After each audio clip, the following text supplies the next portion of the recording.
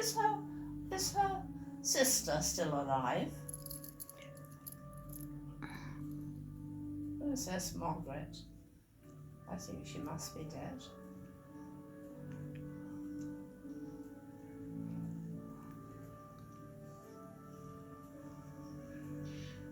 Hello and welcome to St Paul's Cathedral in the heart of the City of London for a service of prayer and reflection in thanksgiving for the life of Queen Elizabeth II. A service that will open with the first address to the whole country by King Charles III. And the congregation here is going to represent the mass of the people to whom he will speak from now on, from north to south and east to west, because unlike at most state celebrations or commemorations, the cathedral is not filled with those who are here by reason of rank or status. The Prime Minister will give a reading, but all afternoon crowds have been queuing up outside because almost everyone here in Christopher Wren's wonderful church have simply turned up because they want to be here. Access has been for anyone who can get to this place today. And as outside Buckingham Palace all day, the crowds have been flowing around the cathedral. They want to take part. It's therefore clear that this is going to be a service with a character of its own, and the Cathedral Church of the City of London, after all, is proud that this is an occasion for which the great west doors have been opened to all. As an illustration of the significance of these days for so many people, it's an appropriate signal of how deeply the Queen touched so many people. And this service of hymns and anthems and readings is trying to capture the essence of her own faith, which she said so often was the rock on which she leant, and also perhaps the desire of so many people to come together with a common feeling of loss at a period when national mourning is just beginning. King Charles's address in a few minutes will be his reflection on this moment, his own accession, but most of all, no doubt, his feelings at the loss of the longest-serving monarch this country has known, his own mother, who died at Balmoral Castle yesterday. With me here, high above the nave of the cathedral, looking magnificent in the evening light, is Roya Nika, royal correspondent of the Sunday Times, and there was a very moving tableau, really, Roya, outside Buckingham Palace this afternoon, when the King mixed with the crowds in really quite a remarkable display of affection and warmth. That's right. And we saw him arrive there with the Queen Consort, and it was very moving to hear some of the crowd who'd come to see him singing the national anthem, God Save the King, but also a very poignant moment there where just one of the crowd's well-wishers kissed his hands, just held his hands and kissed his hands, and he said, "Thank you so much," but he said something very interesting. He said, "I have really dreaded this day," and I think that was a moment where so many people have thought this is a moment where, the Prince of Wales, now the King, it's a very, very personal moment for him, a moment of loss. And in the congregation, I was making the point that people had come here simply because they wanted to attend, not because they were invited because of rank or status. But the Prime Minister, Liz Truss, is here. She will give a reading. She's sitting beside the Cabinet Secretary, Simon Case, and she's one of the dignitaries. The First Ministers of Scotland and Wales, for example, are here. I think the Mayor of London, Sadiq Khan, is here, although it is the Speaker of the House of Commons has come, and the Lord Speaker, Lord McFall, is also in his place. But it is largely a congregation of Londoners, mainly I imagine, who simply decided that they wanted to come. And Roya, I think that expresses the nature of the service, of the kind that the Queen tried to represent at all the occasions. The Mayor of London, Sadiq Khan, is here. Of course, the Lord Mayor of the City of London will be the senior figure in the mayoral stakes this afternoon.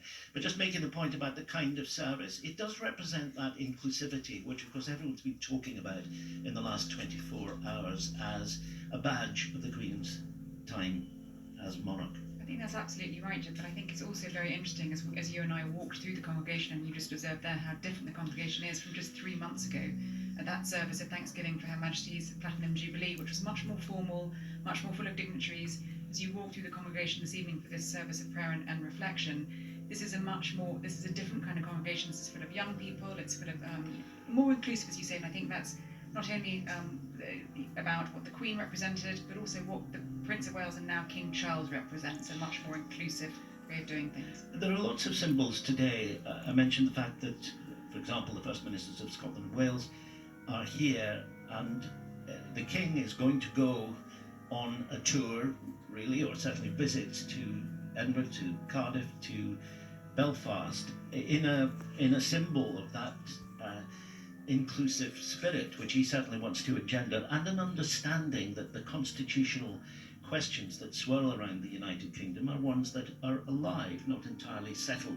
Now, he's not a political figure now. He's going to have to be very careful about all the boundaries, which of course he's been brought up to understand extremely well, that come into play at this moment. But nonetheless, he knows that the constitutional question is alive. Of course he does, but I think it's really important to note that as and when that national tour happens, that is really a tour. It's not about politics. It is not so much about political issues to do with the union. This is about the new head of nation, the new head of state, going to all four corners of the United Kingdom to reassure and make his presence known, but also to reflect on and mourn the death of his mother. The church is almost full. I think 2,000 people in the cathedral. There are members of the cabinet here, but they're scattered around. We see Nadine Zahawi a moment ago, and Brandon Lewis, two members of Liz Truss's cabinet. But there's no great serried ranks of the great and the good at the front, almost uniquely, in my experience and yours, I think, Roy, at any kind of state occasion. It's also symbolised by the fact that there are going to be 2 books of condolences which will be open to everyone. Members of this congregation can sign them after this service, which will last just about an hour, but they're going to be open over the coming days as the period of national mourning continues, and people can come and simply sign their names. I think it's fair to say, Roy, this is likely to be a moving service. There are going to be hymns that people will know. There will be a version of the 23rd Psalm to a Scottish tune, which the Queen loved very much. There will be a piper towards the end. And I think there'll be a sense in which, although this is very grand, in one of the greatest buildings that the country has to offer, it will also be rather intimate. I think it will, and I think you can see that and feel that just with the members of the congregation there, and you see Keir Starmer there as well. This is an extraordinary moment, an extraordinary time, and I think it will feel intimate. It will feel very personal, particularly with King Charles's address, paying tribute to his mother. That is what he's going to do in that address. It's going to be really about paying tribute to an extraordinary monarch.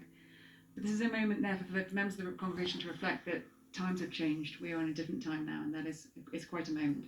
It's a shift in eras, as you say, but it's also been an intimate time, and I think that's been underlined by the fact that the Queen's days came to an end at Balmoral Castle, a place that she regarded as, in many ways, the most intimate of the family homes across the kingdom.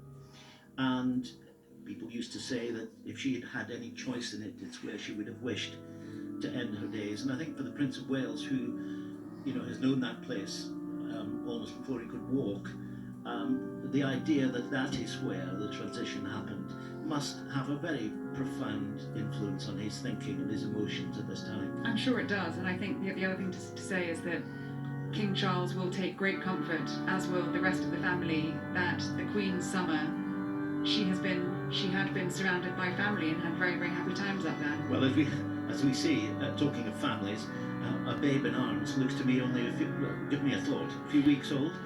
What I would say about that scene is that is a strikingly different moment from what we saw 3 months ago for the service of Thanksgiving for the Jubilee, which was incredibly formal. There were no babies in slings there, and I think that just goes right to the heart of the service. It's a very different kind of moment. The King's address will be broadcast to us. It will be heard inside the church. All of you watching at home will see it, and it will be fascinating.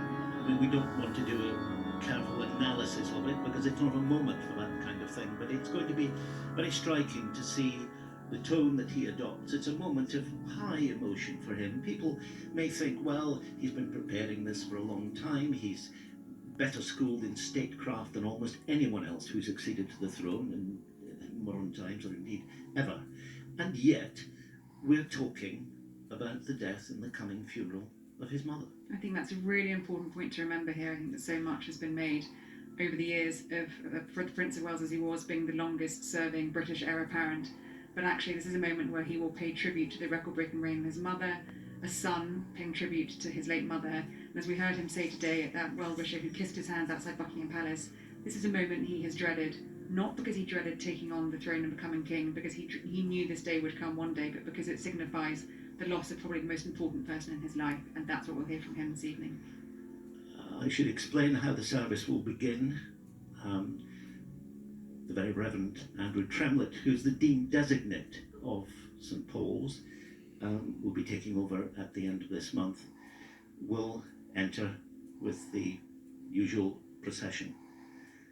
And just after the Dean arrives and everyone is in place, there will be a little silence, and then we will hear from the monarch, King Charles III.